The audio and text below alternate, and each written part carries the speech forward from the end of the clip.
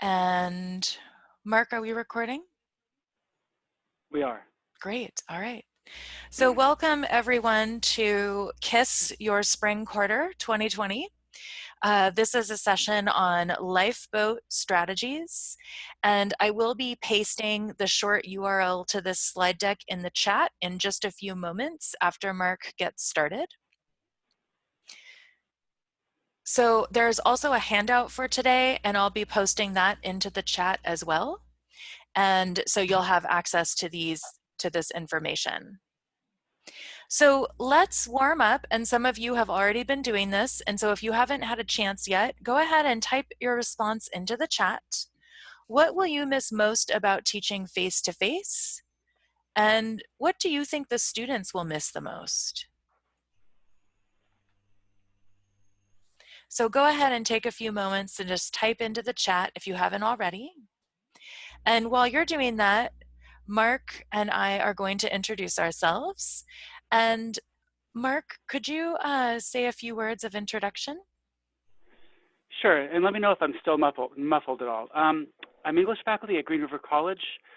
I had a previous career in academic publishing for about 10 years. I returned to teaching, gosh, about 6 years ago, volunteering first at the Washington State Reformatory in Monroe, and then teaching part-time at South Seattle College before beginning to teach at Green River. And I just earned tenure last week or the week before that.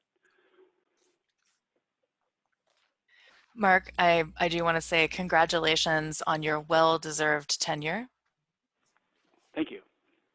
And I want to say a few words about why I asked Mark to do this session. So Mark and I have known each other for a long time, and we met actually when I was English faculty at Green River, and he was working in the publishing industry. And we had one of those amazing talks in the break room that I'm sure we're all familiar with, you know, when you just randomly strike up a conversation with someone and you just feel like, wow, here's a kindred spirit. Here's someone who really sees the world the same way that I do, but also has amazing things to offer that help me see it better and more clearly. So Mark, I've always just felt like you're just so wise and you're so generous with what you know. And so, and then later early last week, Vic Ball from Green River Community College organized a group of folks to get together to talk about diversity and equity concerns in the midst of COVID-19. And Mark wrote a wise, generous, brilliant thing in the chat, which was something along the lines of, I think we just need to remind ourselves to keep it simple.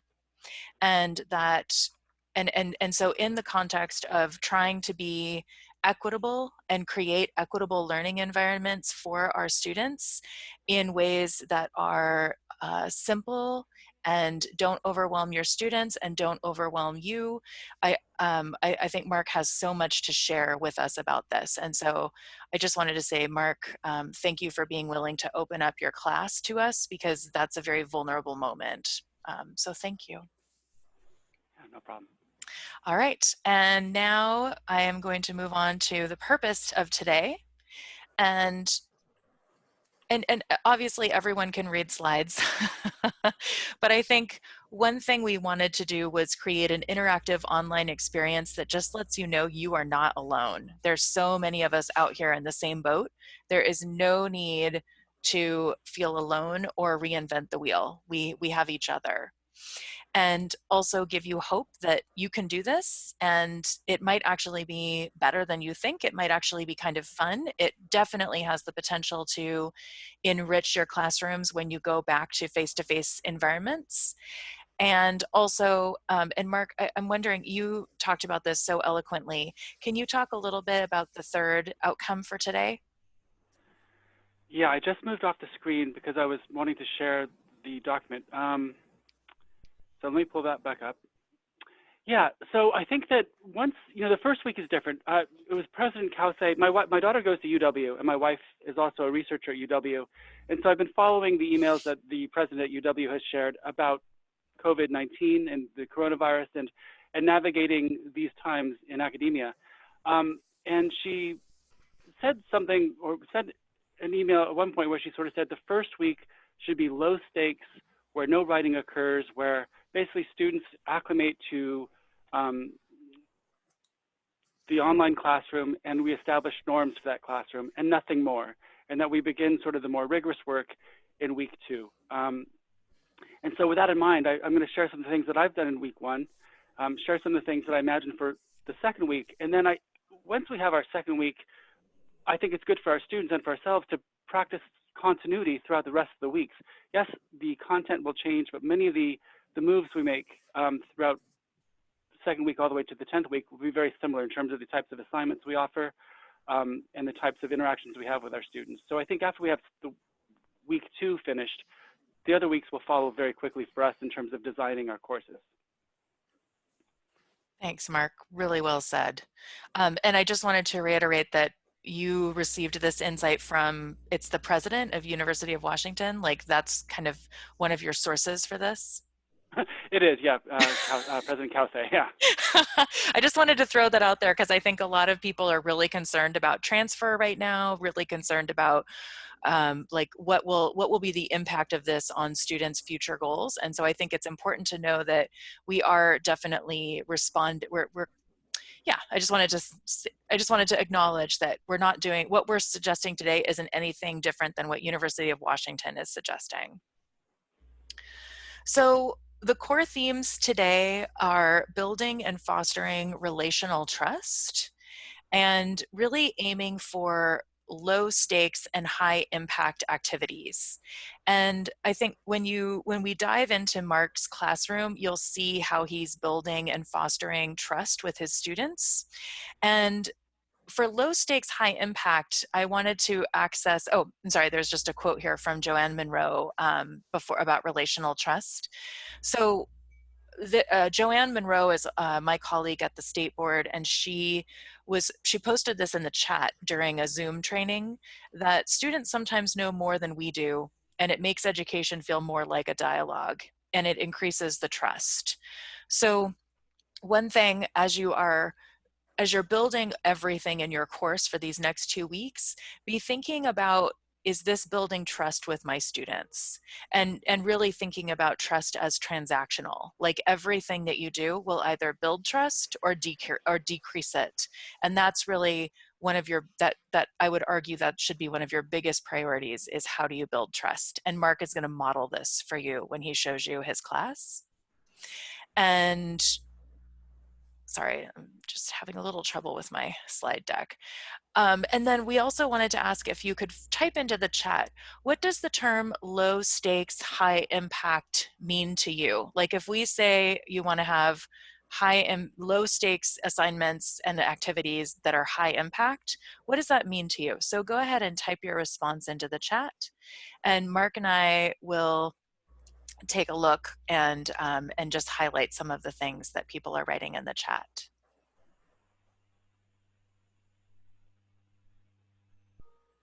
So Julie wrote, low grade effect while big learning opportunity. Julie, well said. That's great. Thank you.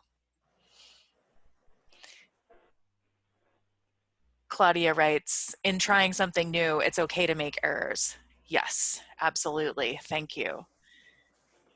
And Mark, just feel free to jump in. I don't want to dominate, but I do. Sure. I like Vic's words were powerful. Center their expertise around their own lives and experiences. That's beautiful. Thanks, Vic. Hi, Vic. Glad you're here. I like John Martinez, who wrote, no points recorded, but play encouraged.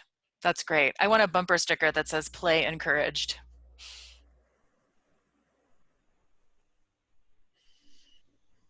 Mark, is there another one you see? Minimal effect on grades, but helpful in learning. I think that's key. Mm-hmm. Yeah. Oh, someone wrote, not busy work, but valuable lessons. Like that a lot. Yeah. Great. All right. Well, thank you so much to everyone who just typed into the chat. And so now I just wanted to talk for a second about Canvas. And Again, the strategies that Marc is going to show you today are Canvas specific, but you could use these in any learning management system. However, I did want to say we urge you to choose Canvas.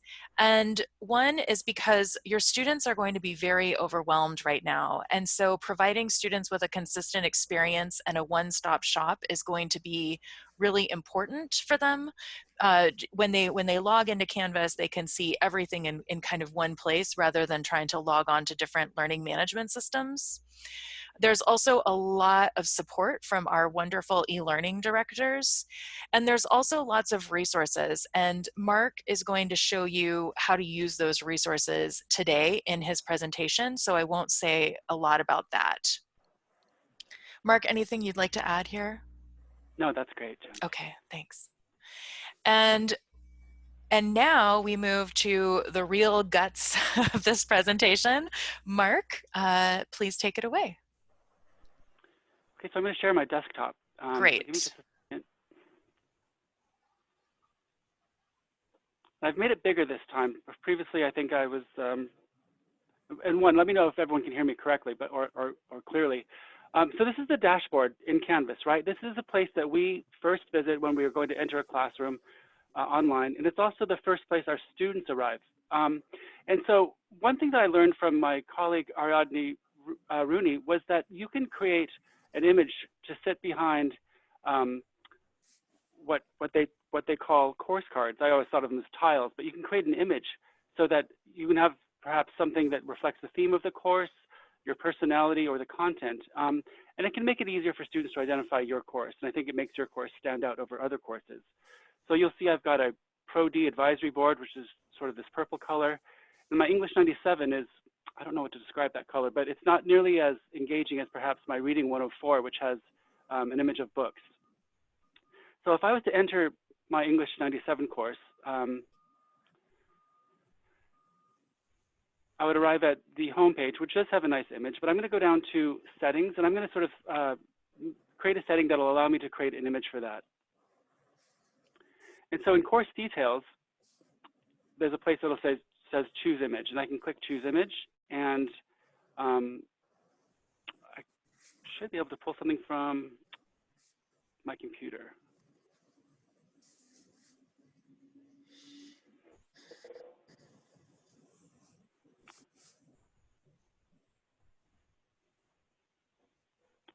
And I found an image online of, I guess it's an old Bible that has this sort of heart shape, which I'm trying to convince students that reading is something they should love. So if I update the course details and I return to my dashboard, that course should now have an image associated with it. And this is nothing about teaching in so much as it just makes maybe the class more appealing or attractive to our students. And it's fairly straightforward and easy to do. I'm now going to go into my English 126 course, which is a second quarter Writing for Humanities course. And this course, for me, this quarter, I've made it a themed course. And so we're looking at literature by and about people, authored by people who have spent time in prison.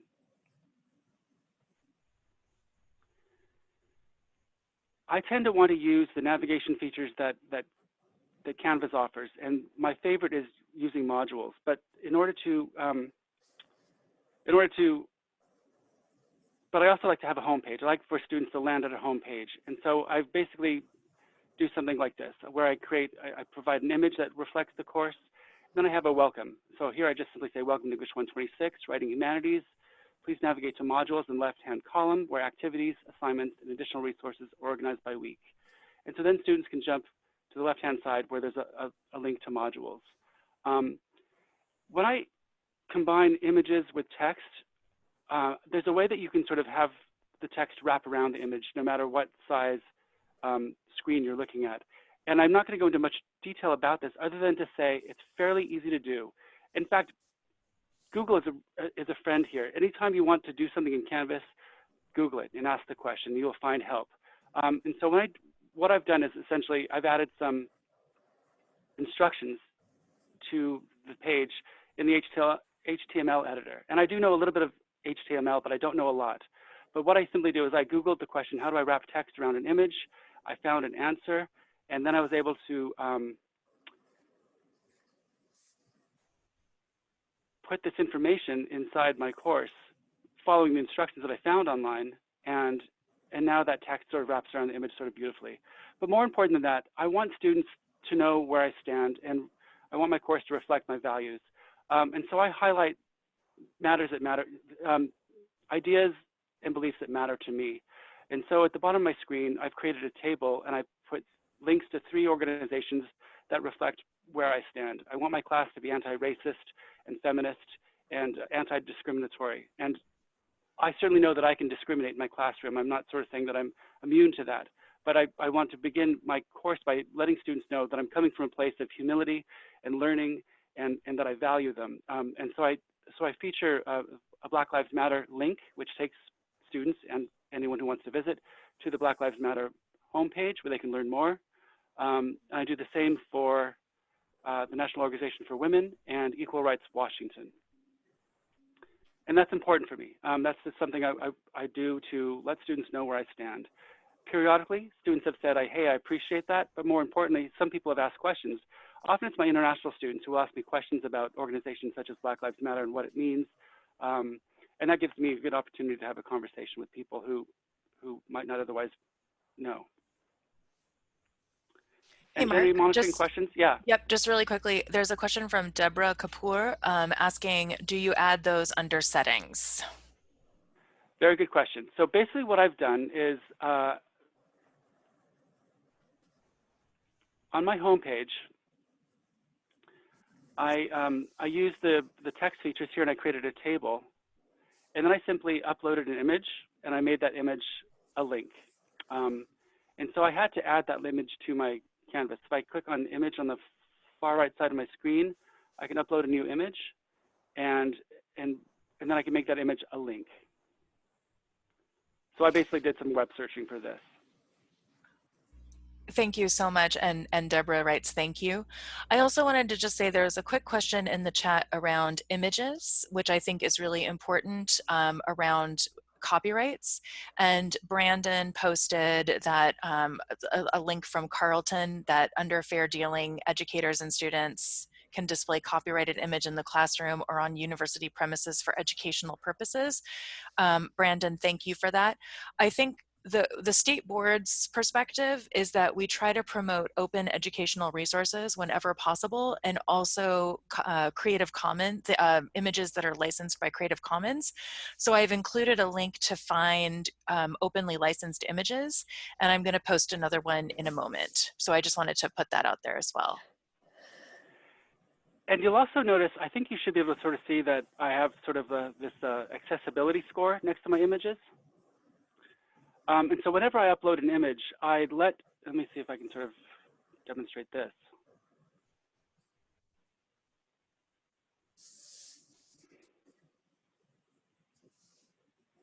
So when you upload an image, it'll ask you whether the image is simply decorative, or if there's something more behind it, or if it serves a pedagogical purpose.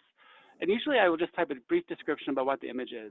This is, in this case, this is a tier in a prison, or this is a link to the Black Lives Matter movement, or this is a link to Equal Rights Washington. And then I get this sort of accessibility source. So students who are using screen readers will have the experience of knowing that there's an image and the image means something.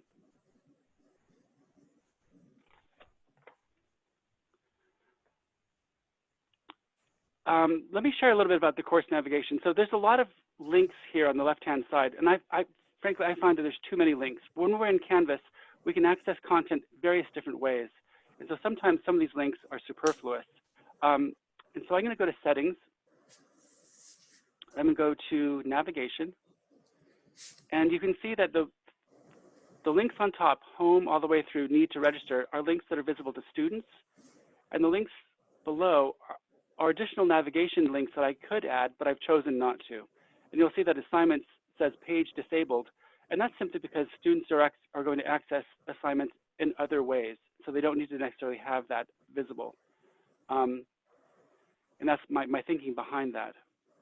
Green River is also very good about providing links to things such as personal counseling, our library, which is called Holman Library, and tutoring services. All things that I think are very, very good and important, and especially now that we're all virtual and online, I want to include those. Sometimes I might hide the Holman Library link simply because I'm trying to have as few links as possible. There's something else that Green River offers currently, and it's called Green River Virtual Assistants. And I wanted to add that. And Jen, would you be willing to share the document with everybody? Yes, and so I just want to let everyone know I did post a big master document to the chat. I'll do Okay. it again, but it's a link to all the resources, and this is going to be a consistently expanding page that has the handout, the recordings, and also people's questions from the chat with answers to them. So I'll repost that. And then also, Mark, when you are ready, we'll have a little bit more, we'll have more Absolutely. questions. And so I wanted to add a link to, or a navigation link that didn't exist prior to me adding it, which was the Green River Virtual Assistants. And so I click on Green River Virtual Assistants. It remains inside Canvas. It's like Canvas is almost like a fence around the content. But this is just this is a Green River College web page. And I had to add that using a tool called the redirect tool. And I'm not going to go into great detail about how to do it because I provide instructions on my document, but it's worth, if there's something that you want students to access and have them access it sort of within Canvas as opposed to sort of going outside of Canvas, it's fairly easy to do, and I'm happy to work with people individually or afterward to provide more instructions for that. But I don't want to get bogged down into these features. But redirect tool is something that I believe it's what we would call an app. And so if I go to settings, I'll just share that there's, you'll see this linked to apps. And there's a range of apps that we can add to our courses. For example, we have films on demand available to us. Chat is something that's available here. And you can also click on this, see some LTI tools that work great with Canvas, and it takes you to an outside website that provides you other links to apps that you can add yourself, given your permissions that your college allows you. So you can add something called the redirect tool, and it's fairly straightforward and easy to do. And I'm not, I do have course design experience, but it's all just sort of learning as I go. And so I think that with a few hits and misses, people can pull off much of what I'm pulling off, perhaps even better. Hey, Mark, is this Yeah. a good time? I don't know if you can answer this. Someone asked in the chat if you could add Zoom to your left-hand list of things. I was thinking about that, and yeah, I think we could. There's no reason why this couldn't be a link. Some websites don't want to sort of work within, like, some websites might sort of push against being within the Canvas framework, and I haven't tested or I don't know exactly if Zoom would do that. But for example, I can click the library, and the library is now visible inside my Canvas course. And so Thank you. students can sort of search for books within. So my answer is I think we might be able to do it. It certainly would be possible to create a link here. It's just whether it would play nicely with Canvas. I haven't investigated that yet, but I've been thinking about doing that. I haven't decided whether I want to pull that off or not, or try. Yeah, and actually, I'm sorry, this is jogging my memory that I think the e-learning directors are talking about this on their listserv. So whomever posted that into the chat, the person who did that, I will be finding out an answer to that. And someone else just asked me, and again, sorry, I didn't put this at the beginning and I should have.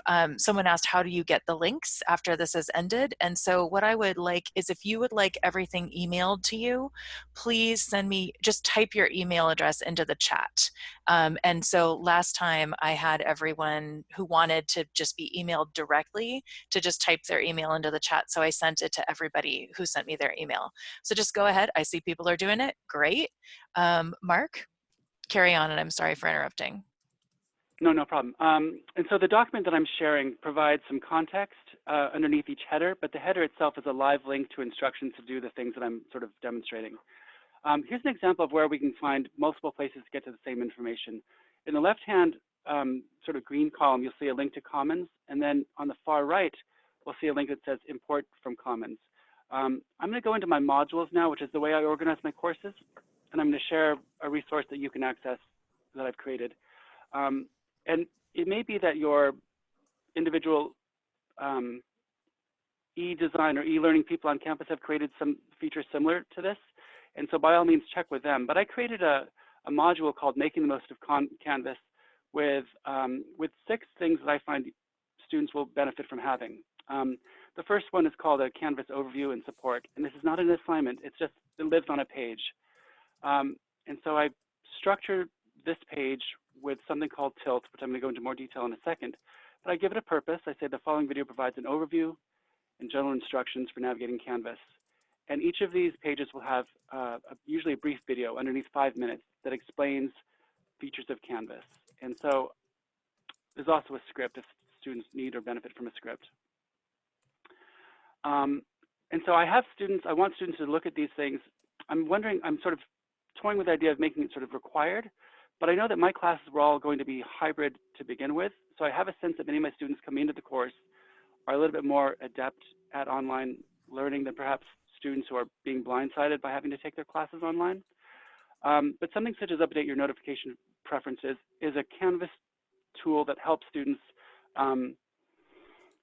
stay on top of their work. They can edit their notification preferences within Canvas to get emails and texts for when I've made comments on their papers or when an assignment is due. So they can use these features basically to sort of help manage themselves. And so I want students to sort of play with these and know that this resource exists. Let me go back out to modules again. So I have these 6 pages underneath Make the Most of Canvas. If you'd like this for yourself, you simply have to go to Import from Commons. And Commons is a great resource within Canvas that people have put entire courses online, assignments, rubrics. And so I'm going to search Making the Most of Canvas. And it comes up, it's the first one. So you see my name, 24 people have downloaded it. It's got a bookcase there. And you simply click Open it up. It gives you an overview of what's available. And if you click Import Download, you'll be able to add it to any of your courses. So I've got any of my spring courses. If I want to add this, I can click, and it'll import and download to your modules. So it knows right where to go. So that's kind of nice. Now I have to remember how to get out of here. I feel like that's always the rub. How did I get here? Right. And my screen is sort of very, very big for me, so it's reasonable for you, but so it's a little bit clunky for me. So let me go back to modules, because I think this is what I think is most important for us as we move forward. I want to organize my class much the way the quarter is organized, by week.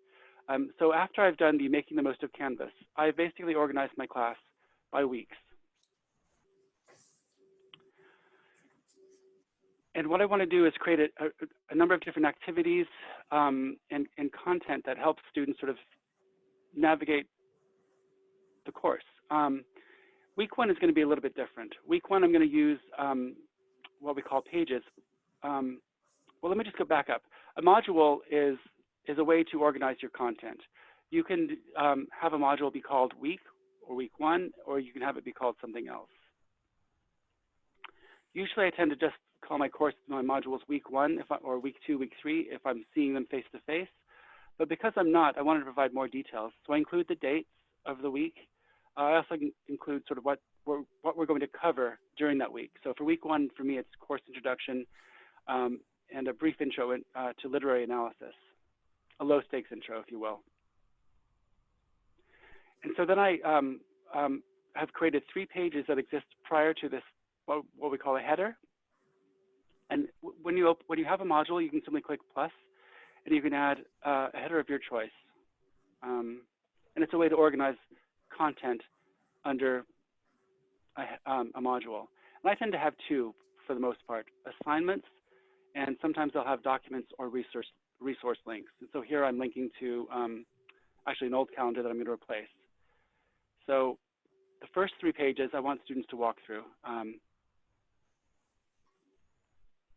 And for every week that I have, I'm going to have a very straightforward, this is what we're going to cover this week. bulleted as I've demonstrated here. I give a brief intro to the course, and then I sort of say, here's what our plan is. And the weeks that follow will look a little bit different than this, and I'll share one more with you.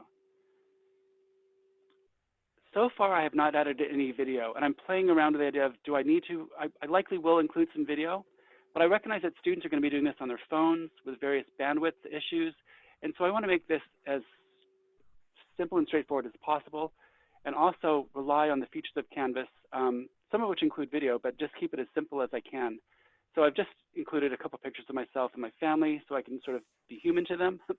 So here's my wife and I at the Vashon Island Lighthouse, a picture of us at the farmers market in Ballard last year.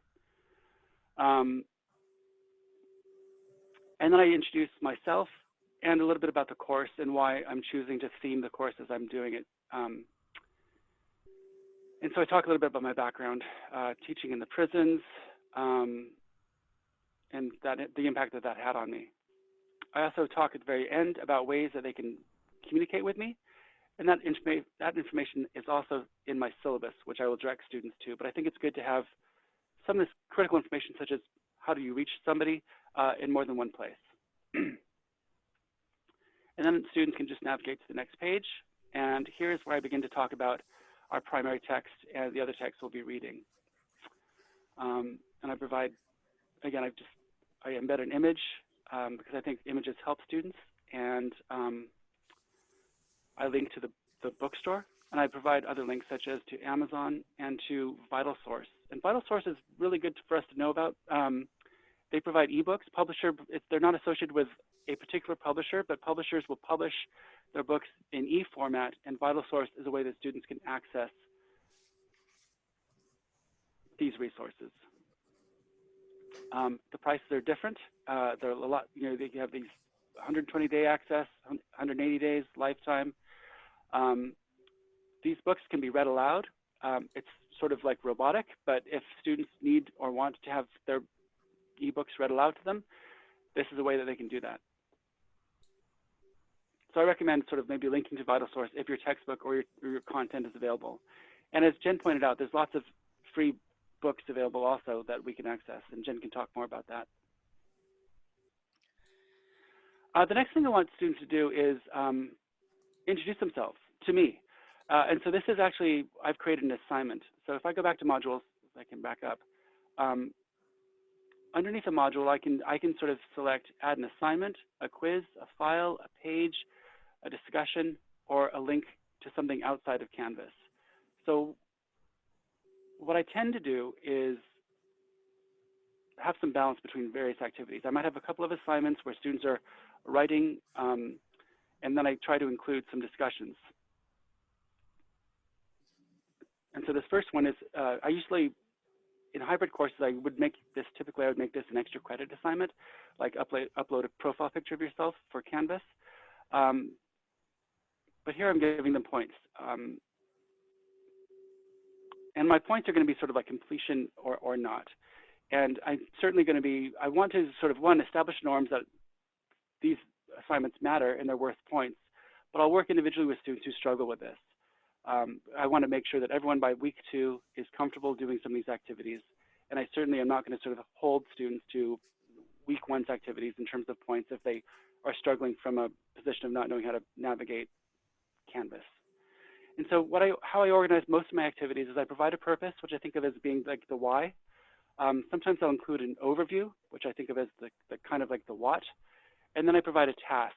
And then I always make sure that my tasks are enumerated so they can sort of follow the instructions. And in this case, I link them to the Update Your Profile, which shows students how to upload a profile picture. I give them instructions about what I want them to do. And I tell them how much the assignment's worth, when it's going to be due. And I ask them, I say, let me know if you have any questions or difficulties with this. And what they're going to do in this case is they're going to submit a text entry box. So let me actually jump into student view. If you ever want to see what a student is seeing, you can go to student view on the home page. And that gives us a kind of a cleaner look at these things too. Let me back up. Remember I said that in my navigation, I don't have an assignments navigation here. That's because students will always be able to access their assignments on the far right where it says to do.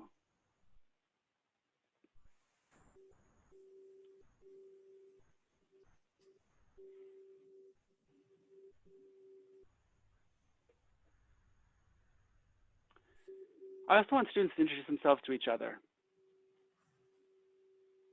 And here I've added a few more features. I have the purpose behind the assignment, I have the task, and then a colleague of mine also includes, and I'm going to try to do this for all of my assignments, strategies for success, sort of like how you can pull this off, and then something called your timeline, like how are you going to navigate this over the course of the week.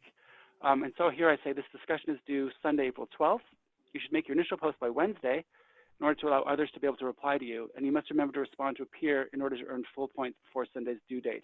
Because students have two things to do here. They have to reply and introduce themselves, and then they have to return to it and respond to a peer with whom they agree or in some way relate to. And I also provide a model introduction. This is what I think a good introduction to a peer would look like. But I've made mine as if I am the instructor, because I am. My name is Mark. You can call me Mark, Mr. Barrington, Mr. B, or if you really, really want to be formal, you can call me Instructor Barrington.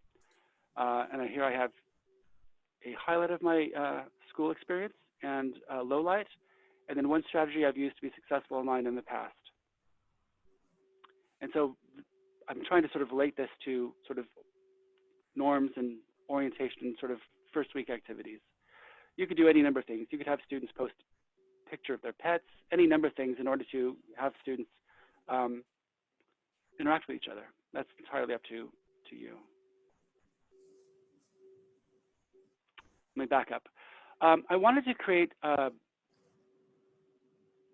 two things. One, I want students to interact with the syllabus, and I don't want, I usually save the syllabus for day 2 or day 3 because I think that a syllabus on day 1 can be kind of boring.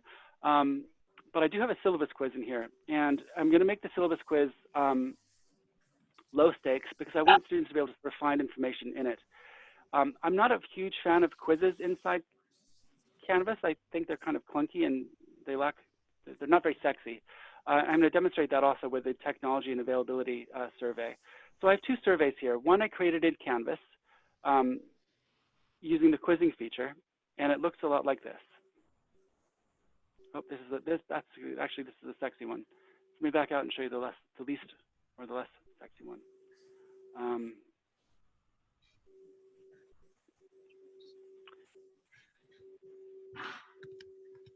So here's, actually I've already answered these. So these are four or five questions that I asked students to answer in Canvas.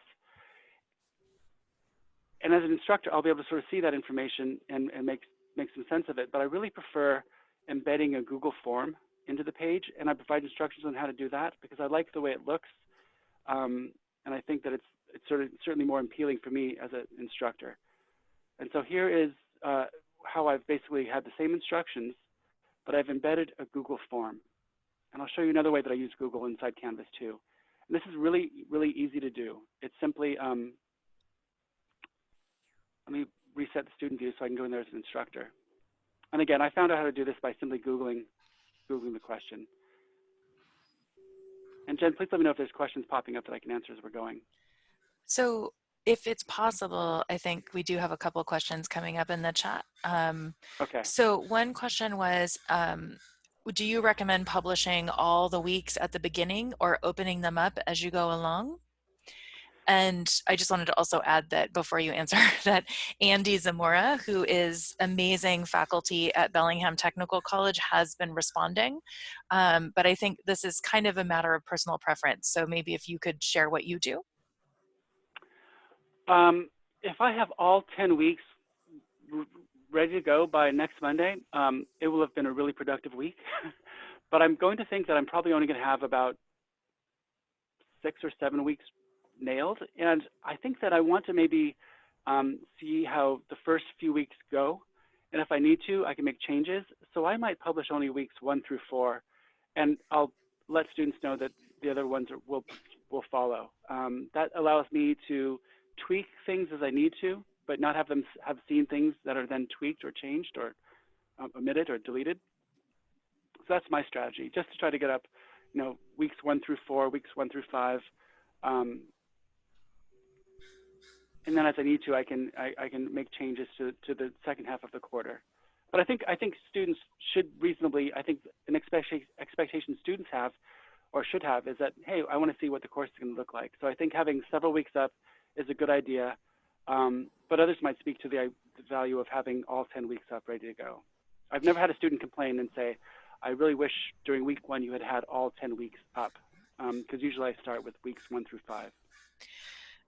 And Mark, I'm grateful for that. And I think for those of you who are reading the chat, I think Andy has some very good points in there about how if you have everything up at once, it can be really overwhelming.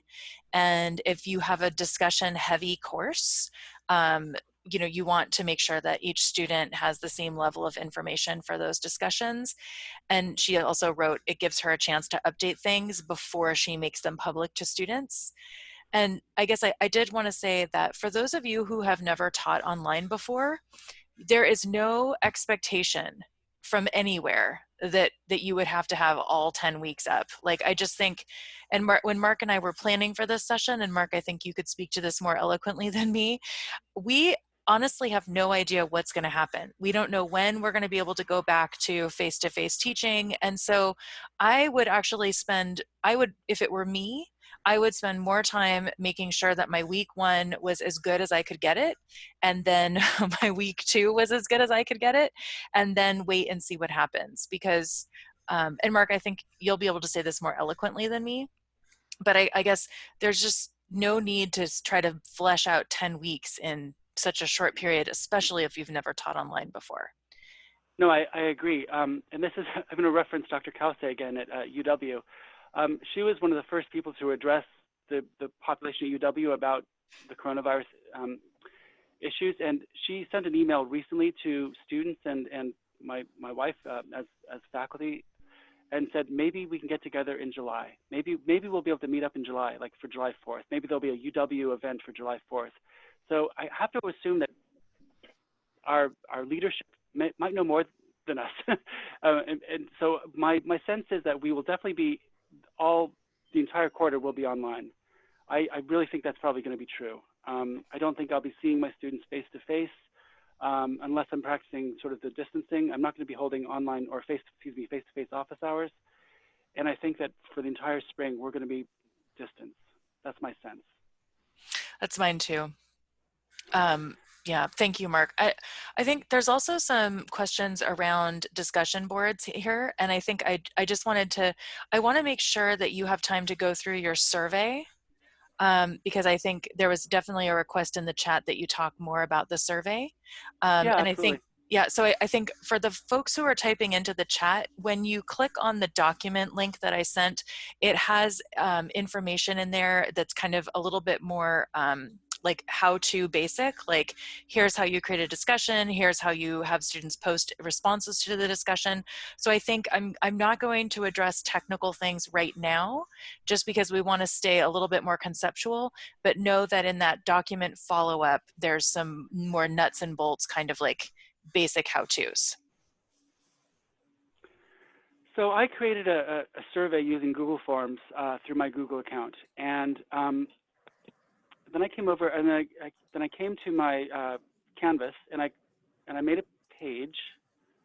It's going to play right now.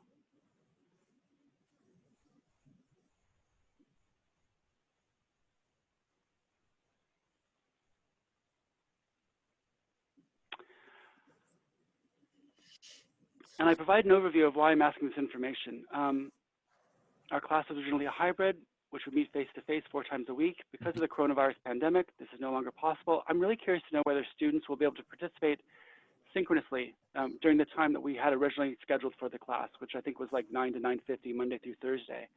So I wanted to sort of get a brief, sort of gather some information from my students to sort of learn what challenges they might have around bandwidth, technology, laptops, that sort of thing. And so I created a survey. I asked 1, 2, 3, questions such as, do you have access to a computer? Do you plan on utilizing campus resources? Our libraries will be open and students will be able to work in the libraries, but that puts them at risk if they have to take the bus to get to the library. They're more at risk than I am, being safe in my basement. So I have to be sort of cognizant of that. And so I ask these questions, and then I ask, are you available during the previously scheduled time?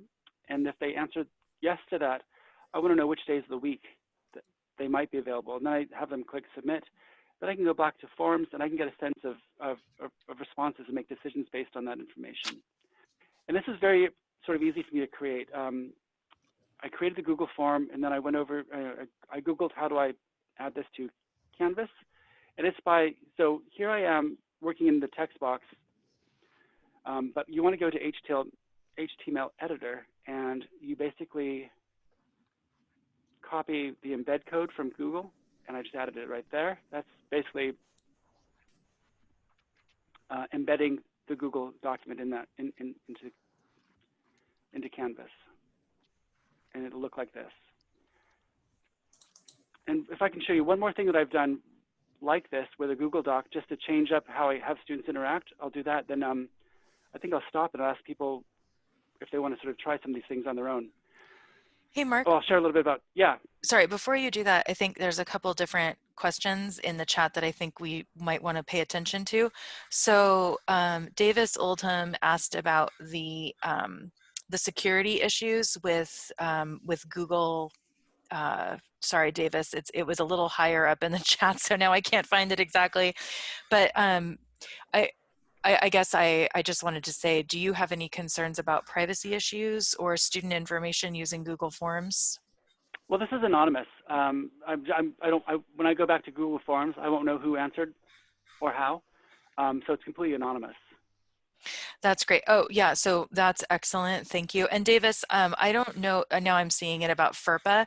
I guess, if it's completely anonymous, then I don't think it would be a FERPA concern. But I can ask our state board experts on FERPA about Google Forms. There's another question about, will using Zoom take too much bandwidth for students at home? And Claudia, I did want to address so I think a lot of people are worried about how much access students will have, and in terms of bandwidth, space, time, caring for loved ones, etc. And so one of the beauties of doing a tech survey is that, and Stephanie Delaney, who used to be an e-learning director and now is a VPI at Renton, kind of said this best, I think. So what I would do, like Mark is doing, is I would find out which of your, assume that most of your students will have basic access to Canvas, and then do a survey to find out who doesn't. And then work with those students directly and put them in touch with resources or work to help them find resources and solutions.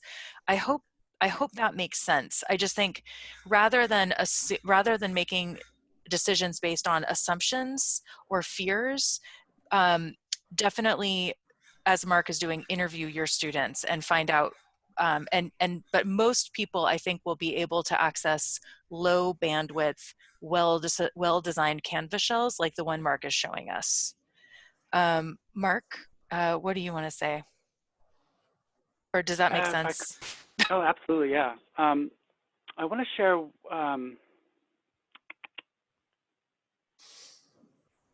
my next two discussion posts, and then I want to do very, very briefly what week 2 looks like, and then open it up to people to either practice this or ask more questions. And so one thing I try to do is create as few pages. I don't want my module to just be, have 15 or 20 different sort of things they have to click through. And so what I oftentimes will do is I'll embed a source. I'll have fewer documents or resource links because I'll embed them in other places. I'll embed them on the pages. So for example, I want them to, I want to provide them some background and some context on life inside prison. And so there's this wonderful podcast from San Quentin that is hosted by a prisoner on the inside and a volunteer. It's dynamic, it's fascinating, it's engaging, and it's the voice of people inside. So I think it's very, very useful for my purposes. So rather than maybe sort of like having them leave or go to another place in Canvas to access the podcast, I put it simply right in the discussion. And so I provide an overview about what ear hustle is. I provide my purpose for the assignment, which I'm going to tweak a little bit, and then I provide the task. I link to a transcript of the episode in case it'll help with, well, it might help with anybody, but especially I think my English language learners might benefit from reading while listening. So the transcript's available to them. They can click on the play. And then I have some instructions, such as identify one thing you learned about life inside, something that might have challenged your assumptions about prison or prisoners. And I think I want them to reply to 2 people. And then they would do the work. And that allows me to have sort of rich content in that discussion, but fewer pages or fewer links within the module itself, if that makes sense. I do something similar with the read. I want them to read a brief intro to the book, and so I basically, because I recognize students aren't going to have access to the book immediately, I have basically copied the first, it's a very, very brief 2 chapters on a Word document, and I link it right here in the task. Download the chapter, read the text, then make a post. And here I provide a model post and a model response.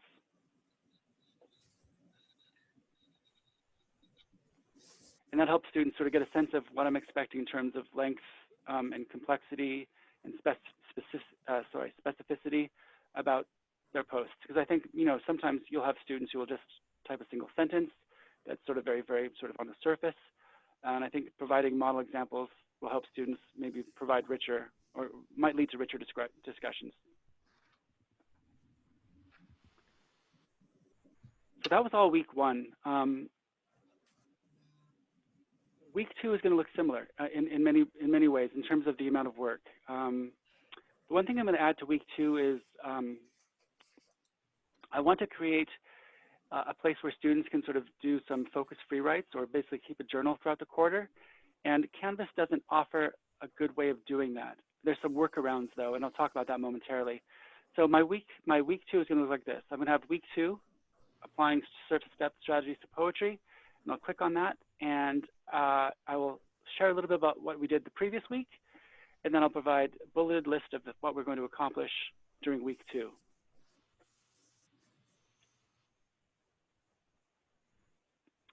And here's another way that I've created a Google, you know, instead of just always having discussions, I was trying to figure out other ways I could have students interact dynamically with documents. And so here I have, I want them to read this very, very brief portion of my chapter 3, talking about surface to depth reading strategies. And I want them to create an analogy of what that might mean for them. And so I've embedded a Google document, much the way I embedded a Google form. Same deal. I went over and I copied the embed code from Google, and I created the assignment in an HTML format. I just clicked paste, and it appears at the bottom, and students can now interact with this. I run the risk, of course, of some devious student deciding to erase it all, but that's never happened to me. So hopefully that won't. So I provide some instructions where I ask students to brainstorm an analogy that relates to the concept of surface depth. Oh my God. I have them write and explain their analogy in the left-hand column, and then I want them to copy this little thumbs up and put it next to posts that they found helpful.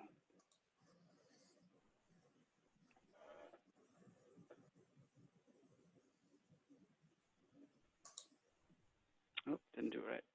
So basically, they would paste the thumb and say, this is helpful because, or this enriches my understanding because. Just a different way for people to interact with the content. Hey, Mark. Yeah, Is this an appropriate time to just ask a couple clarifying questions? sure, absolutely. So I think a few people are feeling maybe a little bit overwhelmed by the HTML stuff. Yeah. Sorry, and that's the technical term, stuff. And so Yeah. I think just one thing, one person is asking, do you record a lecture? And my thought is that you're not recording lectures. You might record short messages to your students. Is that true? Yeah, the longest I might have a video go for is about 7 minutes, 5 to 7 minutes. And many of my lectures are at max 15 minutes. And then I have students work in smaller groups or do some sort of response to what I'm sharing. So yeah, my video, I might share slides, and I think there are places in this. This is from my face-to-face, so I might share slides just as they exist, or I might put them inside a video and narrate over them, which I'll probably end up doing. But again, I'm trying to keep it as low tech as possible. So this would work also. They could simply click on my slides on paraphrasing, and they could just work through the slides this way and sort of see the content behind each slide. I think in this case, I'm introducing Kerman's book as well as paraphrasing. That's sort of a mess. I wish I wouldn't show you that. I need to fix that. I think But it's yeah, good that we show each other that we're all secretly messes. And we're all, like nothing is perfect. Just so sorry. It's 11:56, and I know that some people are going to have to log off. And so I did just want to say that for Mark, is it okay if I steal the screen just to show some folks before everybody leaves? I just want to show them some follow-up absolutely. options. Is that okay? Absolutely. Yeah. Yeah. Okay. Yeah. So I'm going to share my screen, and I'm going to share my desktop, and I'm going to, so this is a document that I started working on this weekend, and just quickly, can everyone see my screen? Yes. Okay. Yeah. So this document is what I posted to the chat, and this is the document I'll be sending to everyone.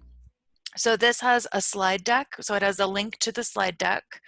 It has Mark's handout in it that has a couple different unpacking things, like how he gets access to certain things. And it also has a raw data chat from the previous recording. And I will be updating this with a new recording for this session as well. And then this also has a schedule of the follow-up Lifeboat strategy sessions. There's going to be another one today, at 1 o'clock with Bryce Battisti, where he's going to be talking about low-tech ways to teach biology online. I think it'll have a lot of applications for a lot of different content-heavy courses and lab courses. And what I also did was last time the question was, what do you want to learn and be able to do? So I've got all of those here. And then also what people wrote about in terms of what low stakes, high impact means. And then finally, some highlights from the Q&A. So I'll be updating this document today with all of the things that happened at this session. And again, I think this has a lot of, obviously we'll be updating this as we go along, but for example, how to use the Canvas Commons, how to copy things. And again, in the chat, there's a lot of specific questions that we didn't have time to get to, but that Mark and I can address via this Google Doc. And also yeah, go ahead, I Mark. can stick around for a few minutes after 11 if people want to sort of talk a little bit more. Yes, and I can too. So Mark and I will stick around, but if you do have to go, just make sure that I have your email typed into the chat so I can send this document to you. Just know that it's a living document, it's a work in progress. And I'm also seeing a lot of thanks in the chat, and I'm very grateful for that. Thank you. And before everybody logs off, I do want to say thank you, Marc Barrington, for having the great idea to have a webinar session like this. Thanks for being willing to do it and share your class with us. And yeah, I just think, Mark, you're just a really amazing instructor, and I'm so grateful to you for sharing. Thank Also, you. I want to say, somebody said, I want to take your class now. Sudi asked a question about publishing or having students access Canvas, which I think Andy answered, but it's fairly straightforward, I think. You publish, once your course is up, you click the publish button, and your course is live, and it'll appear in students' dashboards. And then you could send a follow-up email to them and say, hey, the course is live if you want to go in there and begin to look at week 1. And that's a great idea. So thank you, everyone. Mark and I will stay on if people want to ask. I see Jamie Adrin has her hand up. And so Jamie, if you want to speak your question, you can. But actually, I think maybe what I'll do is I'm going to stop recording now. Um, and then we'll kind of have a session after the session.